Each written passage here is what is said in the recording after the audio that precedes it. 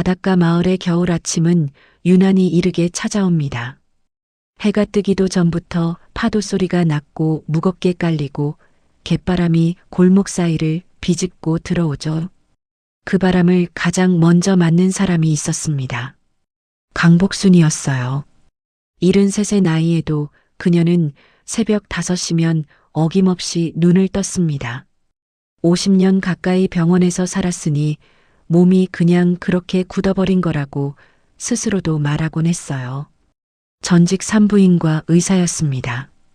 젊은 시절엔 서울 큰 병원에서 일했고 결혼 후엔 남편 고향인 이 작은 바닷가 마을로 내려와 직접 작은 의원을 열었어요. 40년 가까이 그 마을 아이들을 받아냈습니다. 마을 어르신들은 복순을 그냥 원장님이라 불렀어요. 은퇴하고 한참이 지난 지금도 여전히 그녀의 이름은 원장님이었습니다. 남편은 60대 초반에 먼저 세상을 떠났지만 복순은 흔들리지 않았습니다. 슬픔이 없었던 게 아니라 오래 울고 있을 수가 없는 사람이었어요.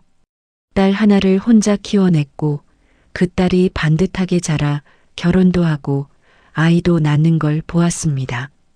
복수는 그것으로 충분했어요. 환하고 야무진 딸 이름은 민지입니다. 어머니를 많이 닮아서 말이 많지 않았지만 한번 마음을 먹으면 끝까지 해내는 그런 아이였습니다. 그런 민지가 세상을 떠난 건 2년 전 초겨울이었어요. 국도 위에서 난 교통사고였습니다. 혼자 운전하다가 차가 갓길로 밀려 낭떠러지 아래로 굴렀다고 했어요. 발견됐을 때는 이미 늦은 뒤였습니다. 경찰은 빙판길 단독사고로 정리했어요. 사위 김도우는 그 설명을 그대로 받아들일 수밖에 없다고 했으나 복순은 받아들이지 못했어요. 딸이 떠난 뒤 복순의 일상은 겉으로 보면 달라진 게 없었습니다. 새벽에 일어나 마당을 쓸고 바닷가를 천천히 걸었어요. 오래 단골이던 시장 국밥집에 들러 아침을 먹고 집으로 돌아와 책을 읽거나 뜨개질을 했습니다. 그러나 안을 들여다보면 전혀 달랐어요. 복수는 딸의 죽음 이후 조용히 뭔가를 모으고 있었습니다. 신문 기사가 아니었어요. 기록도 아니었습니다. 기억이었어요. 민지가 사고 직전 몇 달 동안 했던 말들, 전화 통화의 분위기, 마지막으로 만났을 때 보였던 표정 하나하나를 복수는 놓치지 않았습니다. 의사로 살아온 사람이었으니까요. 몸의 이상 징후를 보는 눈이 아니라 사람의 이상 징후를 보는 눈이 그 세월 동안 몸에 배어 있었어요. 사위 김도우는 나쁜 사람처럼 보이지 않았습니다. 장례를 치르는 동안에도 무너지지 않고 의젓하게 모든 절차를 챙겼어요. 아이를 잘 돌보았고 복순에게도 한 달에 한 번씩 안부 전화를 드렸습니다. 처음 아내는 그랬어요. 그런데 2년이 다 되어갈 무렵부터 전화가 조금씩 뜸해지더니 어느 날 도훈이 복순에게 직접 찾아와 말했습니다. 어머니, 드릴 말씀이 있어요. 복순은 그 얼굴을 보는 순간 이미 알았어요. 재혼하겠다는 말이었습니다. 복순은 아무 말도 하지 않았어요. 어떤 말을 해야 할지 몰랐습니다. 도훈은 복순의 침묵을 허락으로 받아들인 것 같았어요. 이후로 연락이 한층 더 드물어졌습니다. 그리고 그로부터 석 달 뒤 복순은 새벽에 마당에서 넘어졌어요. 고관절 골절이었습니다. 수술은 잘 됐지만 회복이 더뎠어요. 도훈이 내려왔고 조용히 서류 몇 장을 가져왔습니다. 요양병원 입원 동의서였어요. 복수는 그 서류를 오래 바라보았습니다. 손이 떨리지는 않았어요. 도훈은 혼자 계시기 너무 걱정된다고 했습니다. 시설이 잘 돼 있는 좋은 곳이라 지내시기 편할 거라고 했어요. 복수는 그 말들을 들으면서 한 가지 생각만 했습니다. 민지가 그 국도에서 왜 핸들을 꺾었는지 아직도 이해가 안 된다는 것이었어요. 하지만 내 의지와는 상관없이 그렇게 요양병원 생활이 시작되었어요. 처음엔 2주만 있다가 돌아갈 거라고 했어요.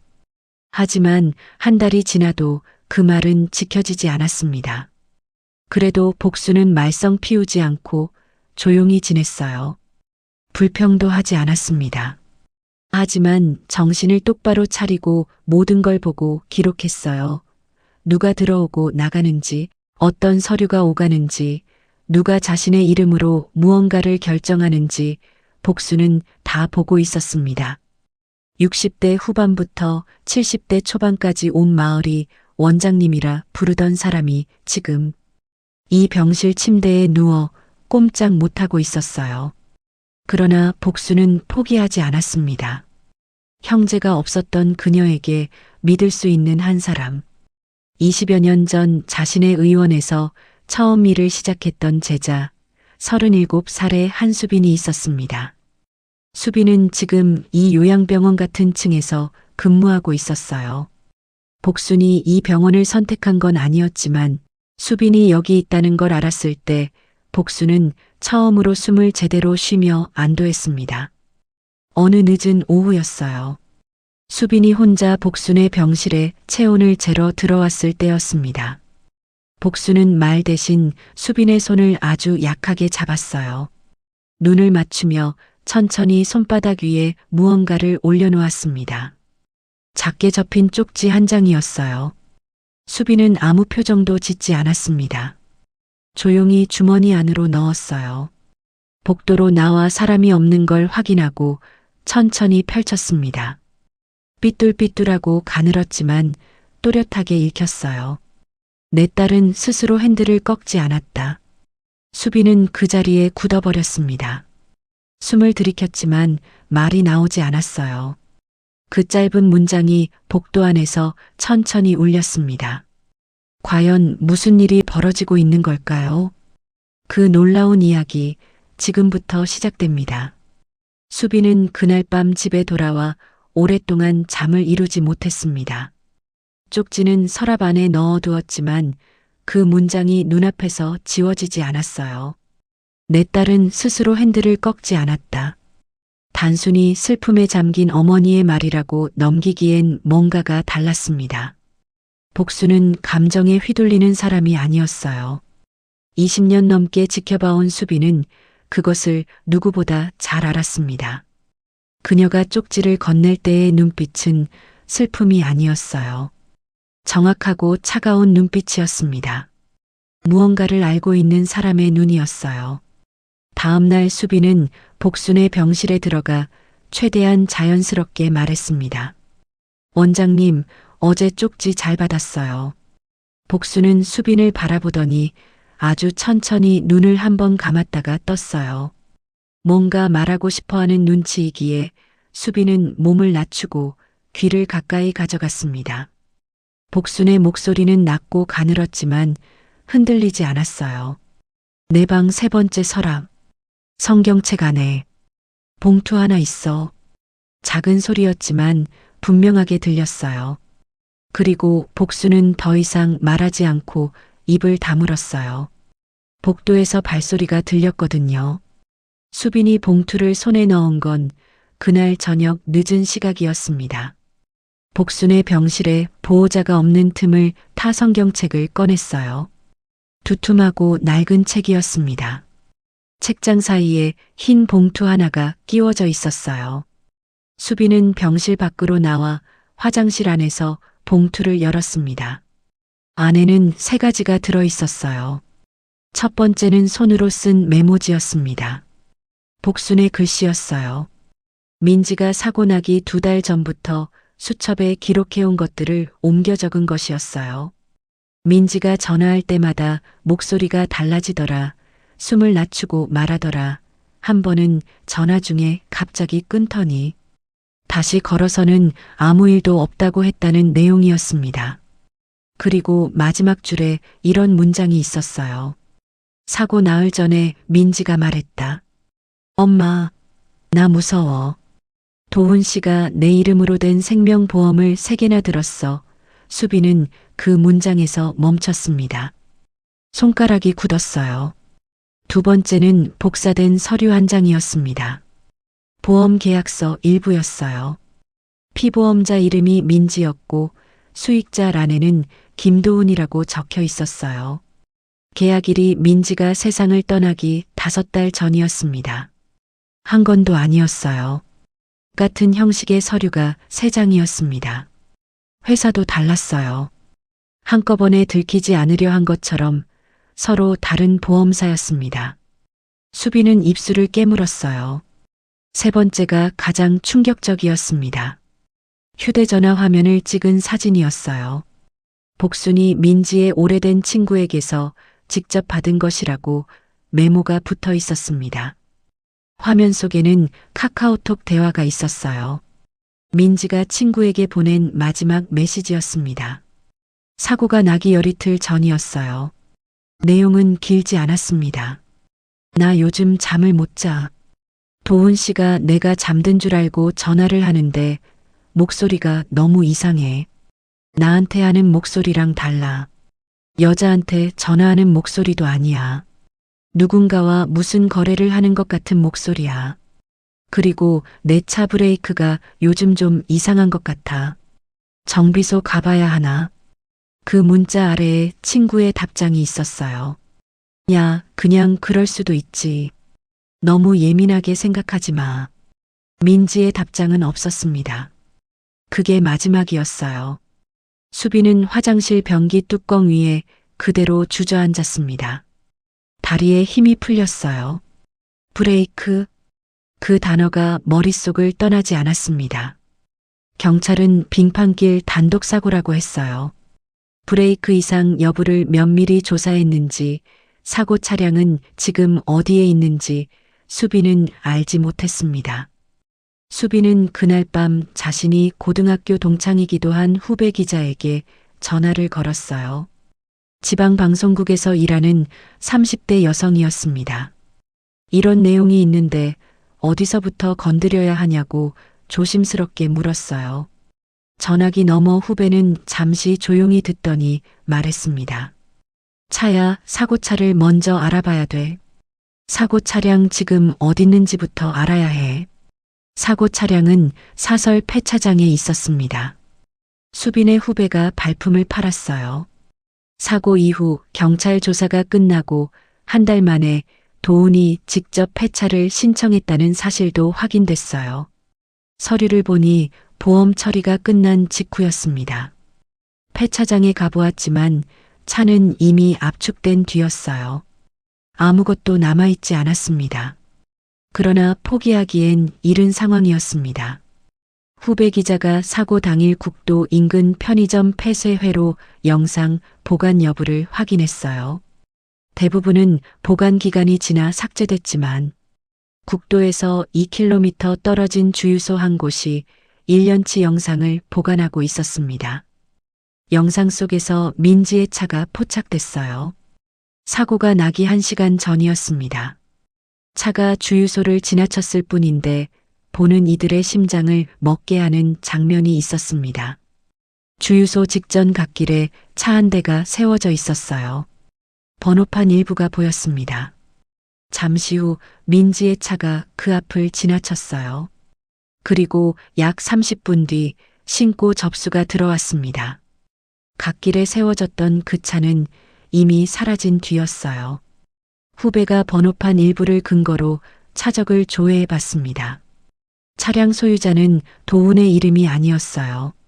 그러나 도훈의 직장 동료 이름이었습니다. 5년 넘게 같이 일한 사람이었어요. 수빈은 그 내용을 복순에게 전달했습니다. 말로 하지 않았어요. 메모에 적어 성경책 안에 다시 넣어뒀어요. 다음 날 복순이 그 메모를 읽었을 때 수빈은 옆에서 지켜봤습니다. 복순은 메모를 덮고 오랫동안 창밖을 바라보았어요. 눈물이 나지 않았습니다. 울기엔 아직 해야 할 일이 남아 있었거든요. 그런데 바로 그 주에 청천벽력 같은 일이 생겼습니다. 도훈이 병원 원무과에 서류를 제출했어요. 복순의 요양 담당 보호자를 자신에서 자신의 재혼 예정자로 변경하는 내용이었습니다. 그리고 동시에 복순의 기존 주치의를 바꾸고 면회 가능 보호자 명단에서 수빈의 이름을 제외해달라는 요청도 포함돼 있었어요. 수빈은 그 사실을 원무과 동료에게 귀띔으로 들었습니다. 처리되기 하루 전이었어요. 내일 오전이 지나면 수빈은 복순의 병실에 들어갈 수 없게 되는 것이었습니다. 남은 시간이 많지 않았어요. 수빈은 복순의 병실 문을 열었습니다. 복순은 눈을 감고 있었어요. 수빈이 손을 잡자 눈을 떴습니다. 수빈은 낮고 빠른 목소리로 말했어요. 원장님, 내일 오전 이후로 제가 못 들어올 수도 있어요. 하실 말씀 있으면 지금 해주셔야 해요. 그러자 복순이 수빈의 손을 꼭 쥐었습니다. 그리고 가늘고 낮은 목소리로 딱 한마디를 했어요. 내 진료실, 책상, 이중 바닥, 거기 있어. 수빈은 눈을 크게 떴습니다. 복순의 의원은 폐업 후에도 건물이 그대로 남아 있었어요. 열쇠는 복순이 은퇴할 때 수빈에게 맡겨둔 것이 아직 수빈의 손에 있었습니다. 오늘 밤 가야 했어요. 수빈이 복순의 옛 의원에 도착한 건 밤 11시가 넘어서였습니다. 골목은 조용했어요. 가로등 불빛이 낡은 간판 아래 희미하게 내리쬐고 있었습니다. 수빈은 손이 떨리는 걸 느끼면서도 열쇠를 꽂았어요. 익숙한 듯 문이 열렸습니다. 오랫동안 사람이 드나들지 않은 공간이었어요.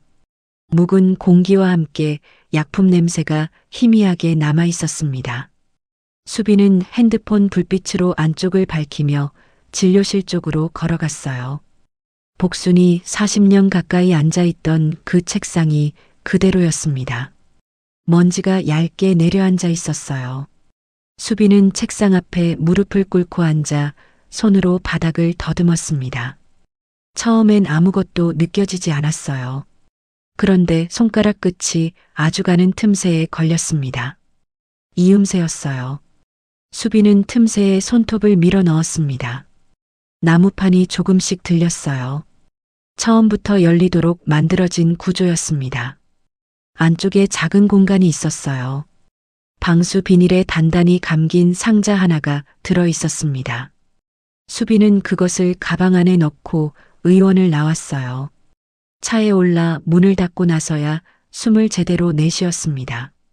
손이 아직 떨리고 있었어요. 집에 돌아와 상자를 열었습니다. 안에는 2가지가 들어 있었어요. 낡은 수첩 한 권, 그리고 소형 녹음기 하나였습니다. 수첩을 펼치자 복순의 굵고 단정한 글씨가 가득했어요. 날짜 순서대로 기록된 내용이었습니다. 민지가 사고 나기 6개월 전부터 쓴 것이었어요.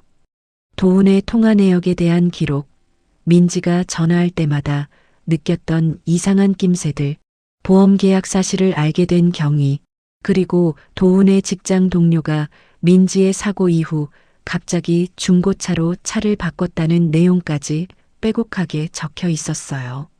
수첩 마지막 장에는 이런 문장이 적혀 있었습니다. 이것을 찾은 사람은 반드시 내 제자 한수빈에게 전해주기를 바랍니다. 수빈이는 알 것입니다. 수빈은 그 문장을 오래 바라보았어요. 눈가가 뜨거워졌지만 참았습니다. 아직 녹음기가 남아 있었거든요. 재생 버튼을 눌렀어요. 처음에는 잡음만 들렸습니다. 그러다 목소리가 들렸어요. 남자 목소리였어요. 도훈의 목소리였습니다. 수빈은 볼륨을 높였어요. 통화 내용이었습니다. 도훈이 누군가와 나누는 대화였어요. 다 됐어. 브레이크 오일 라인이야. 천천히 빠지게 해뒀거든. 내리막에서 어차피 못 잡아. 짧은 침묵이 흘렀어요. 그 다음 말이 나왔습니다. 보험금은 3개월 뒤에 나와. 그때 나눠. 수빈은 재생을 멈추었습니다. 두 손으로 얼굴을 감쌌어요. 복수는 알고 있었습니다. 딸이 세상을 떠나던 그날부터 2년 동안 혼자서 이 모든 것을 모으고 기록하고 숨겨두고 있었어요. 몸이 자유롭지 않은 요양병원 침대 위에서도 포기하지 않았던 겁니다. 수빈이 손을 떨치며 자리에서 일어났어요. 지금 당장 움직여야 했습니다. 후배 기자에게 전화를 걸었습니다. 늦은 밤이었지만 후배는 바로 받았어요. 수빈이 떨리는 목소리로 말했습니다. 녹음이 있어. 직접 한 말이야. 후배 기자는 잠시 조용하더니 낮고 또렷하게 말했습니다. 내일 아침 경찰서 같이 가자. 다음 날 아침 수사가 시작됐어요. 녹음 파일, 수첩 기록, 보험 계약서 사본, 주유소 폐쇄 회로 영상, 차적 조회 내역이 하나씩 수사관 앞에 올려졌습니다. 수사관은 자료를 검토하며 아무 말도 하지 않았어요. 다 보고 나서 딱 한마디를 했습니다. 이것으로 체포 사유는 충분합니다. 도훈과 그의 직장 동료는 열흘 뒤 나란히 체포됐습니다. 경찰이 폐차 이후 남아있던 브레이크 관련 부품 일부를 감정기관에 의뢰한 결과 오일 라인이 외부 힘에 의해 손상됐다는 소견이 나왔어요. 사고가 아니었습니다. 처음부터 계획된 일이었어요. 도훈은 끝까지 부인했지만 직장 동료가 먼저 무너졌습니다. 보험금을 나눠 갖기로 했다는 진술이 나왔어요. 그 진술과 녹음 파일이 맞물리면서 혐의를 부인할 수 없게 됐습니다. 재판은 이듬해 봄에 시작됐어요. 법정에는 복순의 수첩 내용이 증거로 제출됐습니다. 민지의 마지막 문자 메시지도 채택됐어요. 복순은 직접 법정에 서지 못했습니다. 몸이 허락하지 않았어요. 그러나 수빈이 대신 증인석에 섰어요. 복순에게서 쪽지를 건네받던 날부터 의원, 바닥 아래에서 상자를 꺼내던 날까지 한마디도 빠뜨리지 않고 말했습니다. 법정은 조용했어요. 방청석 어딘가에서 낮은 울음소리가 새어나왔습니다. 선고일이었어요. 재판장의 목소리가 법정을 채웠습니다. 김도훈 징역 25년, 공범 징역 15년, 전원 법정 구속. 잠시 술렁이더니 이내 조용해졌어요. 수빈은 선고가 끝나고도 자리에서 일어나지 않았습니다. 기쁜 것도 아니었어요. 후련한 것도 아니었습니다. 그냥 민지 씨 얼굴이 자꾸 떠올랐어요. 밝고 야무지던 그 얼굴이요. 재판이 끝나고 며칠 뒤 수빈은 복순의 병실을 찾았습니다. 복순은 창가 쪽 침대에 등을 기댄 채 바깥을 바라보고 있었어요. 봄볕이 창문 너머로 따뜻하게 들어오고 있었습니다. 수빈이 자리에 앉아 복순의 손을 잡았어요. 복순은 천천히 고개를 돌렸습니다. 아무 말도 하지 않았어요. 그냥 수빈의 손을 꼭 쥐었습니다. 한참이 지나서야 복순이 입을 열었어요. 목소리가 가늘었지만 또렷했습니다. 민지한테 미안하다고 전해줄 수 없어서 수빈은 고개를 숙였어요. 눈물이 볼을 타고 흘렀습니다. 아니에요, 원장님. 민지 씨는 원장님 마음을 알아요. 다 알고 있을 거예요. 창밖에 벚꽃이 피어 있었습니다. 바람이 불 때마다 꽃잎 몇 장이 흩날렸어요. 복수는 그 꽃잎을 오래 바라보았습니다. 눈물이 흘렀지만 닦지 않았어요. 그냥 그대로 두었습니다. 딸을 잃고도 혼자 2년을 버텨온 어머니였습니다. 몸 하나 제대로 가누지 못하는 병실 침대 위에서도 진실을 놓지 않았어요. 그 마음이 얼마나 절박하고 간절했을지 생각할수록 가슴이 먹먹해집니다. 세상 모든 어머니들, 그리고 사랑하는 사람을 잃고도 포기하지 않은 모든 분들께 오늘 이 이야기를 바칩니다. 당신의 사랑은 반드시 전해집니다. 늦더라도 돌아가더라도 결국은 닿습니다. 오늘 이야기 끝까지 함께 해주셔서 진심으로 감사드립니다. 이야기가 마음에 닿으셨다면 댓글에 잘 들었습니다. 한마디만 남겨주세요.